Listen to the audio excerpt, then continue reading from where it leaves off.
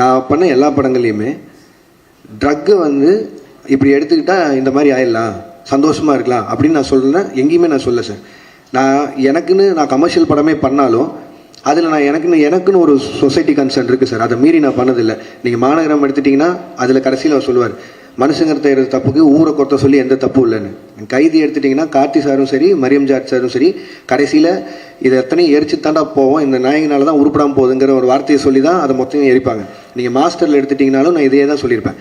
அது எப்படி 18 வயசு கீழே இந்த உனக்கு ஆகல நீ தேட்டருக்குள்ளே போகாதுன்னு சொல்கிற முடியுதோ, எப்படி வந்து சாராயமும் பீடியும் அவன் கையில் கிடைக்குதுன்னு. கமல் சாரை வச்சு இந்த ட்ரக் ஃப்ரீ சொசைட்டிக்கான மரியாதை என்ன, அது இப்படி ஆச்சுன்னா என்ன ஆகுங்கிறத அவங்க வச்சு சொல்லியிருக்கேன். இது என்னன்னா, எனக்கு கிடைச்ச ஹீரோஸ் மூலிமா எவ்வளோ தூரம் உறக்க இதை சொல்ல முடியுமோ அதை நான் சொல்லிகிட்டே தான் இருக்கேன். அதை நீங்கள் சொல்லணுன்னா ஒரு பாயிண்டில் இவ்வளோ ட்ரக்ஸ் இருக்குங்க. நான் கைதி படம் முடிக்கும்போது முதல்ல 900 கோடிக்கு ட்ரக்ஸ் மாட்டுமான்னு சொல்லியிருந்தாங்க. நான் ஷூட்டிங்கில் இருக்கும்போதே 20,000 கோடிக்கு ஒரு ஊரில் மாட்டுச்சு. ஸோ இது வந்து எதுவுமே நான் சொல்லி தரல. 20,000 கோடி நான் சொன்னது 900 கோடி தான் சொல்லியிருந்தேன். அப்படி பார்த்தாலும் கம்மி ரேஷியோவில் தான் சொல்லியிருந்தேன். இது இந்த சொசைட்டியே எவ்வளோ கஷ்டப்படுதுன்னு சொல்கிறேன் சார். இது மட்டும் இல்லை சார், என் சைடில் இதுக்கு நான் தான் பேசி ஆகணும். வெறுமனே இப்படி சொல்லிட்டு போயிடலாம், கமர்ஷியலாக வந்துட்டான் ட்ரக்ஸை வச்சு படம் பண்ணான் இல்லை சார்.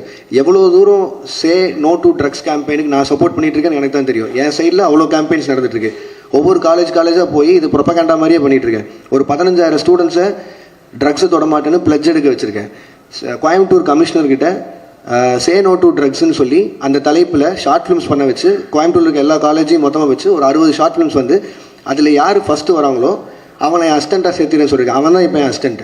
ஸோ இது எல்லாமே என் சைட்லேருந்து நான் பண்ணிட்டு இருக்கேன் சார். இது வெறும் ஜஸ்ட் ஒரு சினிமாக்காக பண்ணணும் இல்லை, இது சொல்லணுன்னு இருந்தது சொன்னேன். அண்ட் இப்போவும் நான் சொல்கிறேன், பெரிய ஹீரோஸை வச்சு சே நோ டு ட்ரக்ஸ்ன்னு சொல்கிறது அது ஒரு கன்சர்ன். அது நான் சொல்லி தான் ஆகணும்னு நினச்சிருக்கேன்.